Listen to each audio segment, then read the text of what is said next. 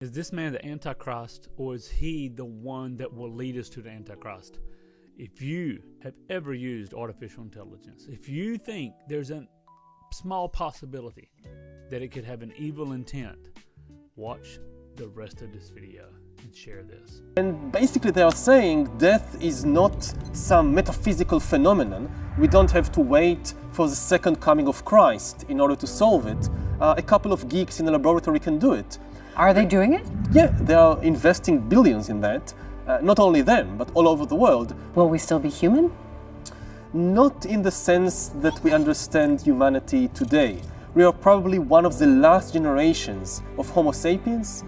So in the first book of Genesis, what God does is to create animals and plants and humans. And we now want to gain this ability to ourselves, to manufacture animals and plants and humans.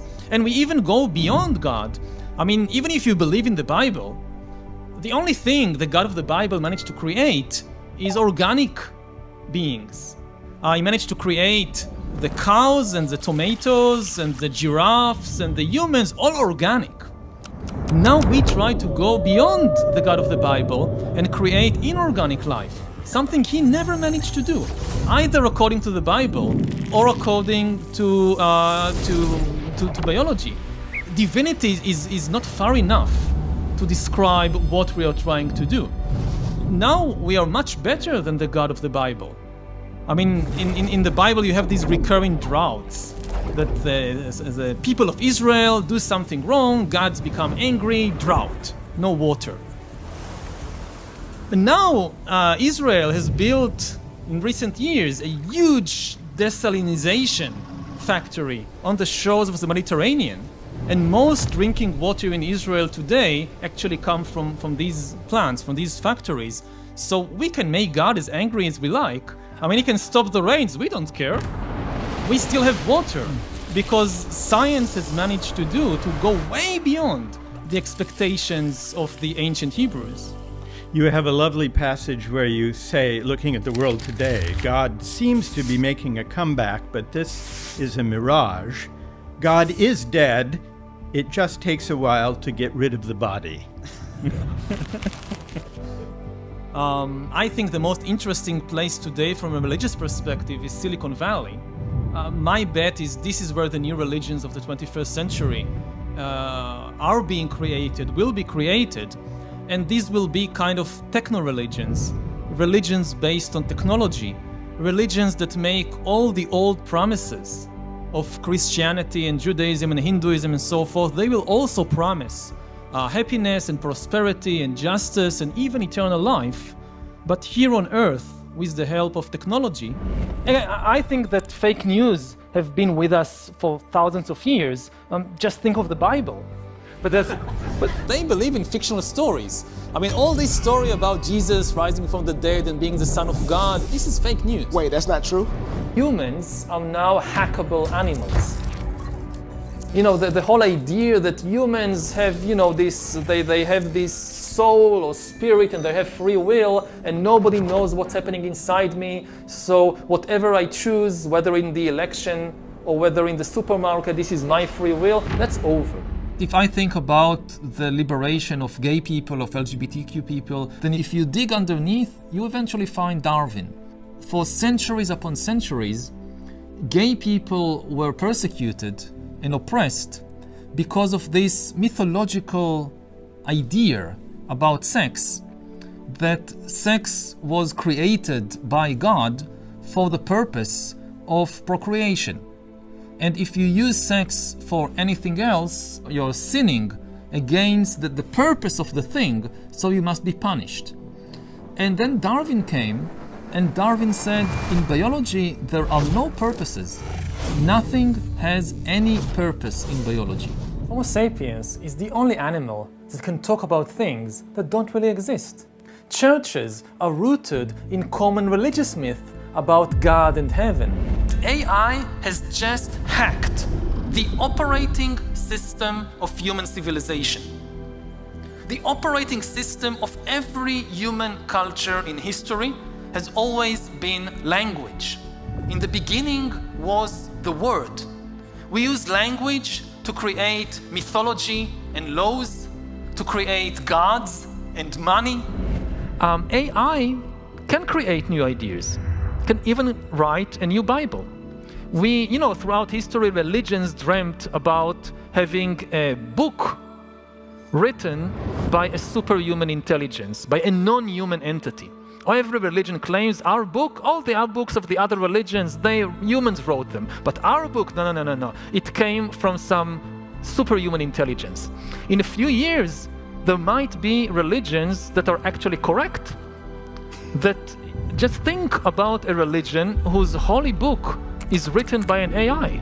That could be a reality in a few years. The Bible could not interpret itself. The Bible could not answer your questions, so you needed a human being as an intermediary. What happens when you have an AI text that can speak for itself? So I have friends who are now working on building religious AIs that are meant to either augment or replace human religious leaders. But I go and talk to my pastor at our church when I am going through a difficult time. I am never going to talk to ChatGPT like that. But it's an individual choice. So you think some will? I know that already millions of people do it. I mean, I know people who go for now AIs to get psychological counseling. Yes. That AI is their best friend, like teenagers. Something happened in school, they tell the AI what happened and ask for advice about relationships. There is a lot of talk these days about hacking computers and email accounts and bank accounts and mobile phones, but actually we are gaining the ability to hack human beings. Elites may gain the power to re-engineer the future of life itself. Because once you can hack something, you can usually also engineer it. Science is replacing evolution by natural selection with evolution by intelligent design. Not the intelligent design of some god above the clouds, but our intelligent design and the intelligent design of our clouds. The IBM cloud, the Microsoft cloud, these are the new driving forces of evolution. Now this guy it would be laughable to most people several years ago, but this guy is the #1 advisor to Klaus Schwab in the WEF, the World Economic Forum. This is his #1 guy. This is the one Barack Obama praises. This is the one that Mark Zuckerberg praises.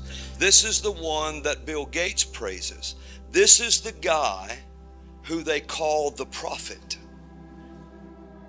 Now you have to ask yourself something. If they call him a prophet deals with what they see in the future, and they deal with what they hear that will come and what you can do and what's the plan coming.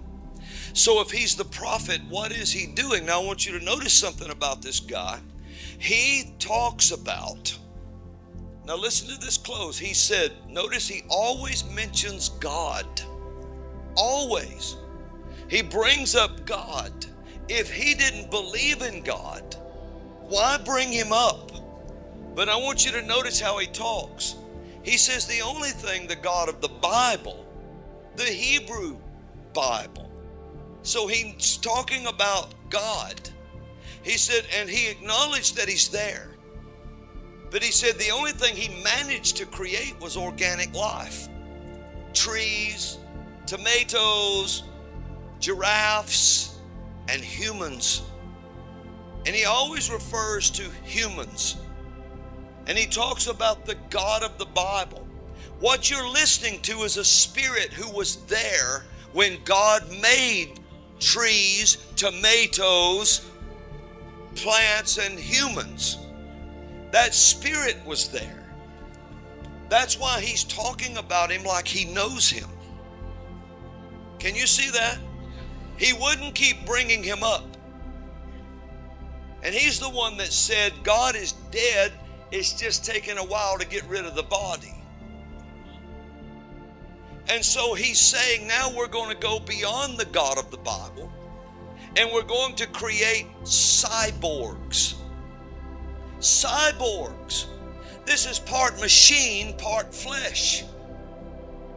Now, this is not some bozo you think that nobody recognizes. What are you most afraid of? I think AI, artificial intelligence, is something that we should all be very concerned about. AI is the first tool we ever created that can make decisions independently of us. It doesn't ask us what to do, it can do things by itself. You create a stone knife, the knife can't decide anything. You can use the knife to hunt an animal or to cut salad, it's your decision. Even when people invented nuclear weapons, it's never the bomb that makes the decision. But with AI, it can start making decisions by itself, including even about killing people. We are creating something, AI, that might control us in the same way that we previously controlled the cows. This is the end of human history. Not the end of history, the end of human-dominated history. History will continue with somebody else in control. In 5 years, there'll be a technology that can make decisions independently and that can create new ideas independently. This is the first time in history we confronted something like this. I hear a lot of people saying, all these worries about AI, every time there is a new technology, people worry about it, and afterward it's okay. Like when people invented writing and printing presses and airplanes, they were so worried, and in the end it was okay, AI will be the same. It's not the same. No previous technology in history could make decisions. Even an atom bomb actually empowered humans, because an atom bomb can destroy a city, it cannot decide which city to bomb. You always need a human to make the decision. AI is the first technology that can make decisions by itself, even about us. We already see now in the war in Gaza and with the war in Ukraine, AI make the decision about what to bomb. Again, in the Hollywood scenario, you have the killer robots shooting people. In real life, it's the humans pulling the trigger, but the AI is choosing the targets. AI is different because it's not a tool, it is an agent.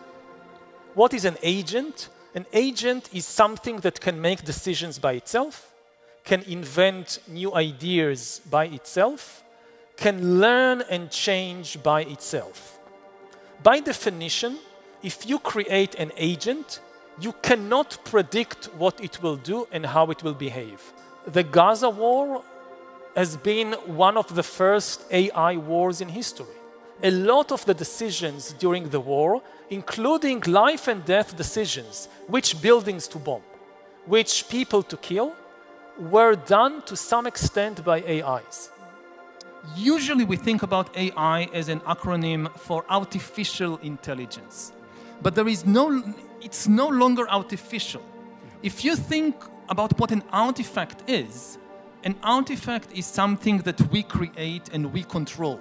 Yep. With each passing day, AI is becoming less and less artificial, which is why I prefer to think about AI as an acronym for alien intelligence. To that, as I ask you this first question, you call artificial intelligence, or alien intelligence as you refer to it throughout your writing, the rise of a new species that could replace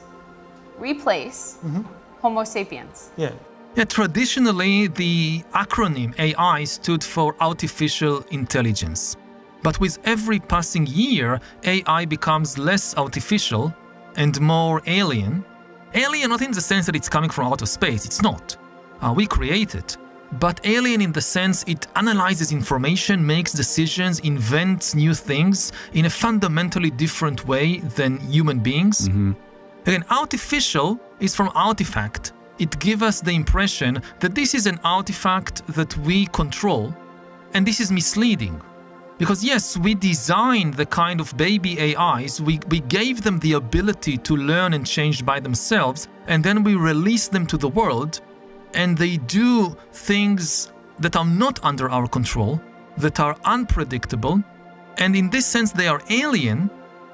Again, the AI, it's the most powerful technology ever created. It's not a tool, it's an agent. So you have millions and billions of new agents, are very intelligent, very capable, that can be used to create the best healthcare system in the world, but also the most lethal army in the world or the worst secret police in the world. If you think about authoritarian regimes, so throughout history they always wanted to monitor their citizens around the clock, but this was technically impossible. Now, for the first time in history, it is technically possible to annihilate privacy. A totalitarian regime today doesn't need millions of human agents if he wants to follow everybody around. You have the smartphones and cameras and drones and microphones everywhere. And you don't need millions of human analysts to analyze this ocean of information. You have AI. And this is already beginning to happen. This is not a future prediction. In many places around the world, you begin to see the formation of this totalitarian surveillance regime. In the 21st century, a new Stalin might have the ability first to really re-engineer the body down to the level of DNA and create new human species, and perhaps even to create completely inorganic life forms. So we can imagine millions of years of a new evolutionary track beginning with some 21st century Stalin. Have you talked to folks like Sam Altman, who runs OpenAI, or the folks at Microsoft? I know Bill Gates was a big fan of your books in the past, or the folks at Google. What do they say when you discuss this with them? And do you trust them? When you've met them, do you go, I trust you, Sam Altman? Most of them are afraid. They understand. Afraid of you? Or afraid of AI? No, afraid of what they are doing, afraid of what is happening. They understand better than anybody else the potential, including the destructive potential of what they are creating, and they are very afraid of it. At the same time, their basic shtick is that I'm a good guy and I'm very concerned about it. Now you have these other guys, they are bad, they don't have the same kind of responsibility that I have, so it would be very bad for humanity if they create it first, so I must be the one who creates it first, and you can trust me that I will at least do my best to keep it under control. And everybody are saying it, and I think that to some extent they are genuine about it. There is, of course, also this another element in there of extreme kind of pride and hubris that they are doing the most important thing in basically not just the history of humanity, the history of life. And you meet with these, entrepreneurs and business tycoons and politicians also in the US, in China, in Europe, and they all tell you the same thing basically. They all say, we know that this thing is very, very dangerous, but we can't trust the other humans. If we slow down, how do we know that our competitors will also slow down? We have to rush even faster because we can't trust the other corporation, the other country. And if they get it before we get it, it will be a disaster. And so you have this kind of paradoxical situation where the humans can't trust each other. How do you know you could trust the AI? And then they tell you, oh, I think that will be okay. I think we've figured out how to make sure that the AI will be trustworthy and under our control. It observes the world because AI learns from observation. Yes. If it observes the world, it observes how humans behave towards each other, it observes how its own creators behave. And if they are ruthless, power-hungry competitors, it will also be ruthless and power-hungry. You cannot create a compassionate and trustworthy AI through an arms race. But it's already happening. There is an arms race. The very people who are spending the billions and billions are the same people, for example, Mark Zuckerberg and Meta, who gave us the disaster of Facebook and social media and what it has done to the polity of the world and to the poverty of the world, to essentially, in this country, as we know, the rivers are polluted and contaminated. You wouldn't swim in any river in Britain because there's raw sewage being poured into it. Well, our children are breathing a cultural river which is similarly polluted and contaminated. And we all know this, and Facebook knows this, and Twitter and X know this, but they do nothing about it. And if you even mention guardrails and regulation, they scream communism. And Trump has just announced that he will ban individual states in America from regulating AI. There is an arms race. So everything you said is happening. Now, AI is just beginning, but its evolution is much, much faster than organic evolution. It is millions of times faster. So if the AIs of today are like amoebas, we might encounter the AI Tyrannosaurus Rex within a decade or two. And we have no idea what it will be capable of doing. Again, all these discussions of AI, 10 years ago, nobody except a very small community of experts was talking about AI. So think about the previous 10 years and try to imagine where we will be in 10 or 20 years. It might take just 10 or 20 years to get from the AI amoebas of today to AI T-Rex in 2040 or 2050. Maybe even less. Maybe even less. We're talking about, I don't think our brains are organized properly to really comprehend the accelerated speed at which this is self-learning and iterating and improving upon itself. Like this, it's a compounding thing that is astronomical. So it's in a way, it's the biggest social experiment in human history.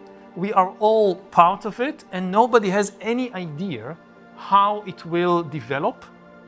But if the humans are divided among themselves and are in an arms race, then it becomes almost impossible to contain this alien intelligence. And there is, I'm tending to think of it more in terms of really an alien invasion.